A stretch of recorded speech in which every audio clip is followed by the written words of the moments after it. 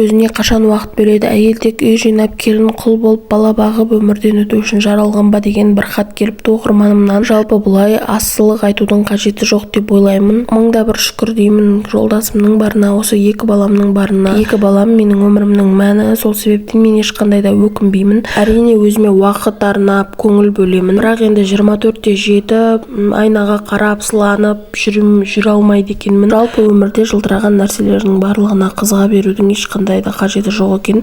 Менде мысалға өзімде басында сондай болған, мына видеоларды бұлай жасырып, анаусын жасырып, мына жерін жасырып та салғым келмей, ұят болады деген нәрсе бар ғой. Сол адамды түбінде ұят болады деген нәрсе құртады. Сосын сен келінсің ғой, неге үйтесің, сен келіндер деген бүйтпеу керек, келінсің ғой, орныңды біл, кішкентайсың, анандай мындай деген секілді әңгімелер менің мына миыма вообще қонбайды екен бар ғой.